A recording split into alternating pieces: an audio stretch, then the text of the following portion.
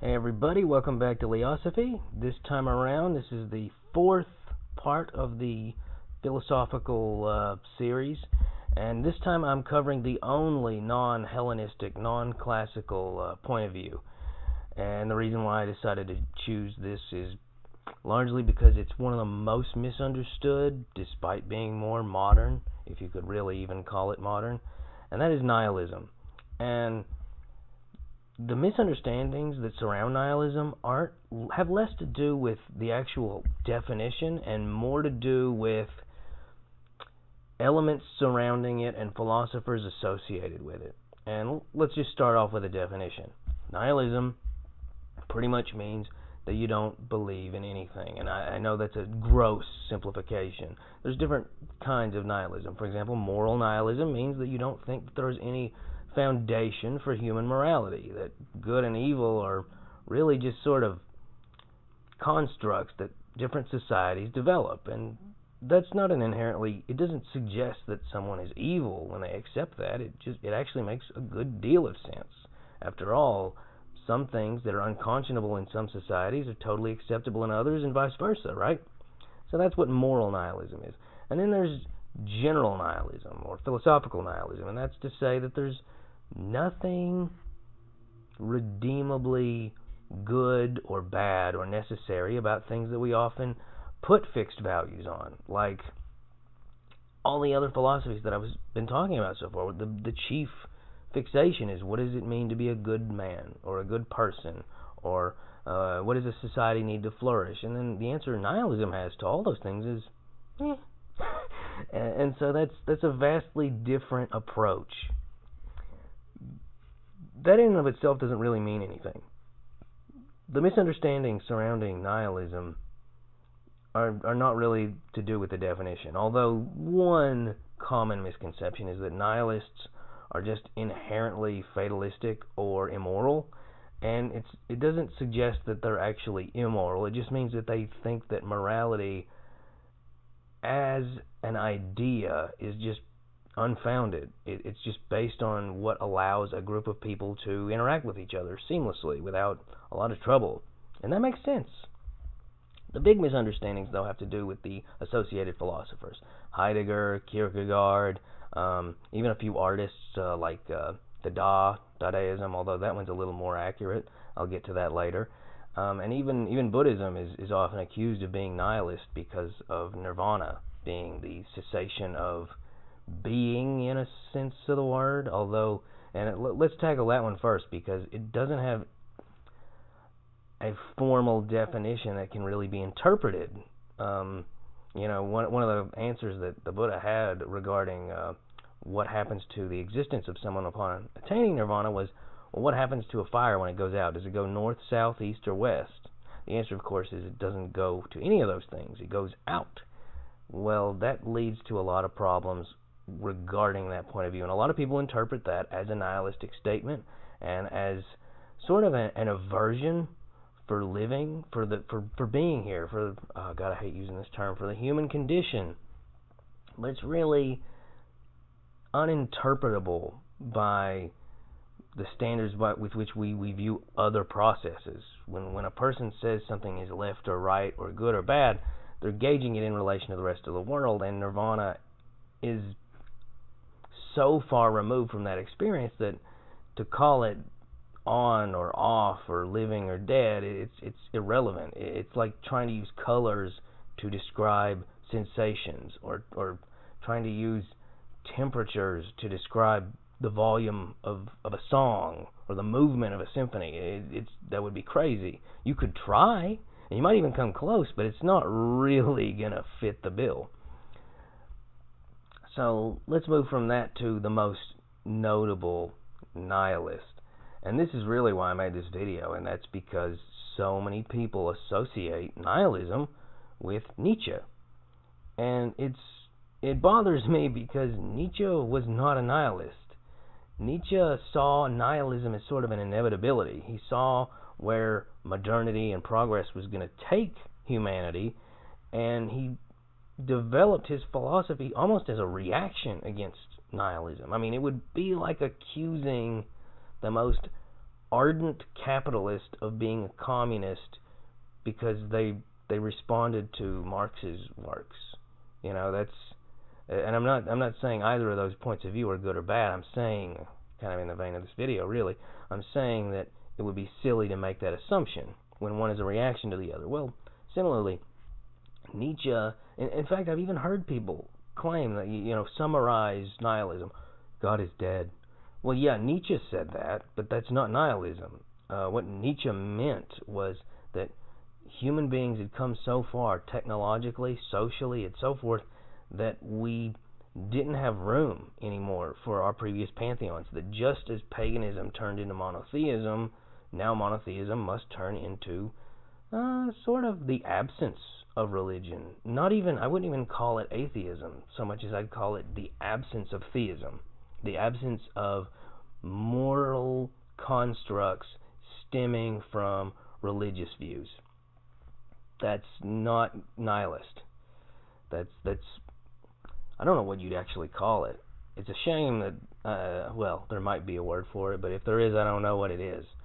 But that's what Nietzsche was doing. He was sort of preparing for an answer to nihilism, and his chief argument was a person becomes their own source of authority, moral authority. A person, that's what he really meant. When he said God is dead, he means human beings have outgrown the need for a deity, and as such need to become their own source of morality, their own source of heroism. I know that might sound strange, but I mean, if you look at classical heroes, they sort of stem from divinity. They stem from the gods.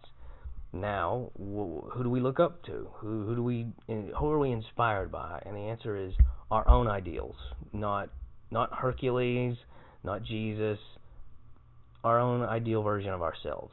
And I realize that's my interpretation of what he's saying, but I can tell you one thing, regardless of how you interpret Nietzsche, and gosh, there's so many ways to interpret Nietzsche, I can tell you that the strict definition of nihilism and applying it to him is not correct.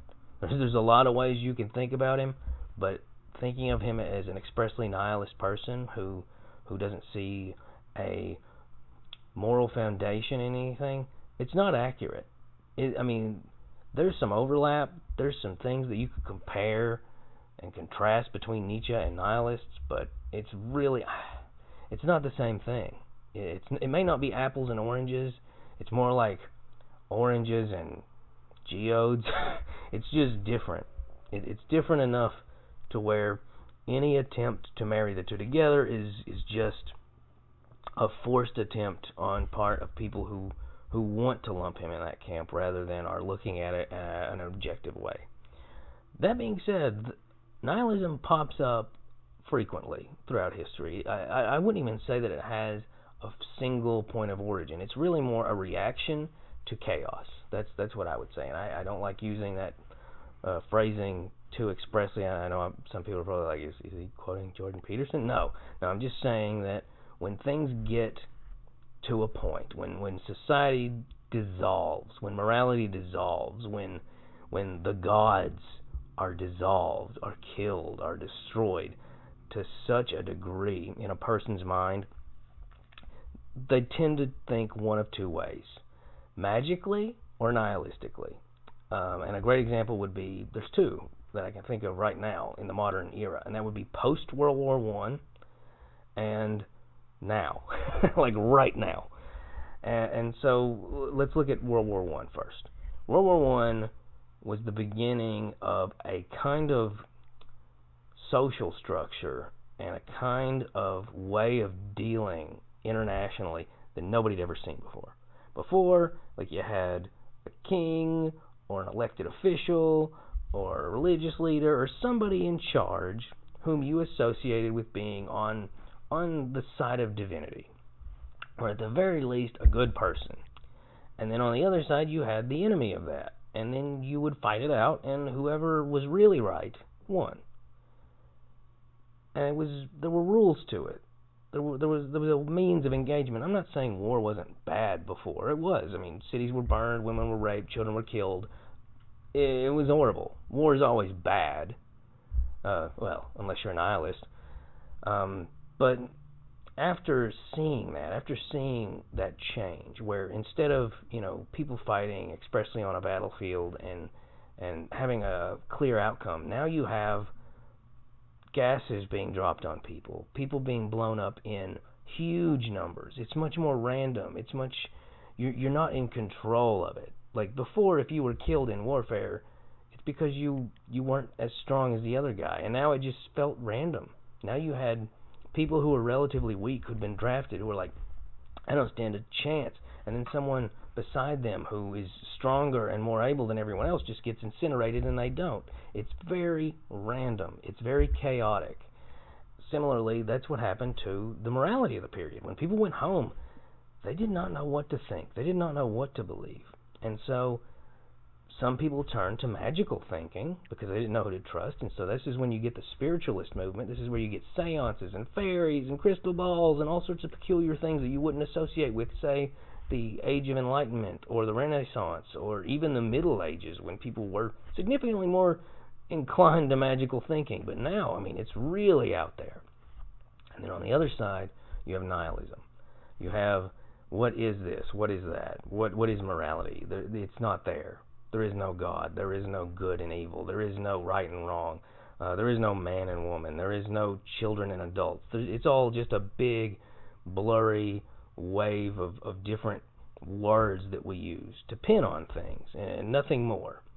And it was during this period that you have Dadaism. That's where I was going with that earlier. You have art that's anti-art. You have things, aesthetics, that are anti-beauty, anti-order, anti-establishment, anti-everything. You have politics steeped in the idea that there shouldn't be politics. You have music that isn't musical. Like, ironically, there were records made during this period to cater to this point of view where it was just like cacophonies of hammers and drills. And that was music because there is no music. That was the attitude. Well, similarly today, people are very inclined towards magical thinking. The internet, coupled with fake news, coupled with just a breakdown of social order and not knowing what is anything, has led to magical thinking. No other period of history do you have people who are anti-vax, people who are flat earth, people who are giving their kids bleach enemas and then posting pictures of the mucous membranes of their intestines, claiming that they just purged them of a big parasite that just happens to look like the inside of their kids' guts. You have all that. You have crystal therapy and essential oils. You have all that. And then on the other hand, you have this hard-line skepticism wherein just every possible foundation and frame upon which a society is built is also rejected. So you have these two interesting camps. You have the camp of people who think that, the quartz around their neck, it connects them to the magical vibrational energy of others and allows them to see their auras. And then on the other hand, another person doesn't believe in anything that people for millennia have accepted. There's no such thing, man, as a man. Everything's just what it is and what it isn't. There's that attitude. Nihilism has come back in a huge way, and people aren't looking at it as nihilist. People are looking at it as, open-minded. Oh, well, I don't have a daughter. I have a offspring, which is not even really offspring, because who's to say that it really is a result of me and my genetics? You see how that works? You see how people are rolling that? By the way, I don't have a daughter, just in case anybody is wondering that I think I'm projecting or something. No. I'm just saying that the dissolution, the corrosion, actually, I think would be a better word, of the barriers between things, between male and female and good and evil and you see it even now with countries. It's a very interesting thing. We're existing in a period of time, the first time ever, where people look at China. This is just an example. Look at China and say, "Oh, that's not real. That's just dirt and borders. There's no difference between someone in Beijing and someone in Ottawa. It's all just relative." That's a strange thing that's never existed before. And so that's really what nihilism is. I don't think of it as a philosophy. I think that's the biggest misunderstanding. And that is subjective. This is my opinion. Nihilism is not, in my opinion, a philosophy. Nihilism is the antithesis of magical thinking. It's the opposite. And that whenever societies break down, whenever societies dissolve to a certain point, people tend to branch off into two lines of thought: magical thinking and nihilism. Nietzsche was not a nihilist. I might make another video at some point about what he did believe, but it was mostly about how a person becomes the foundation of their own morality, the foundation of their own beliefs, and that the previous pantheons that served humanity for so long, tradition with a capital T, become sort of irrelevant, and that we have to create something new. It's almost like if you look at Ragnarok, where the gods die and new gods are born. In a way, it's kind of on par with that. That's what Nietzsche believed. He believed in strength and will above everything else. That's not nihilism. In fact, it's been my personal observation, my personal, what's the word for that? Anecdotal evidence. I couldn't think of that for some reason. My personal anecdotal evidence that people who tend to be the most nihilistic tend to also be the least inclined to favor strength. And in some ways that's because they're offended by the very idea that there should be a strong and a weak person. The idea that, there's any difference between emaciated and obese, or muscular and frail, or disabled and abled. Sure, there's a difference, at least from what I'm seeing, but they dissolve that, just as people with magical thinking dissolve all the more logical nuances with which we observe the world. Someone who thinks magically can have just as much confidence in lilac tea as they would in an antibiotic. Well, that's not observably true, but who puts stock in observation? There's a similarity there. You can actually, again, society breaks, diverges into magical thinking and nihilism, those two camps, and there's a lot of overlap. Neither of them put a lot of stock in what they're observing. Neither of them put a lot of stock in the boundaries that the natural world creates. And I think that's interesting. I'm not going to make this go over now, but the bottom line, the whole point of this video is just to say what nihilism is and what it isn't. And I wouldn't call it a philosophy, personally. I would call it a reaction. I would call it a natural response to chaos. And the biggest misunderstandings, like I said, are that the philosophers that I previously mentioned, Heidegger, Kierkegaard, and Nietzsche, are just inherently nihilist, and they're not. Their points of view are far too complicated to lump into that, and often diverge from it to a notable degree. Hope that clears some things up.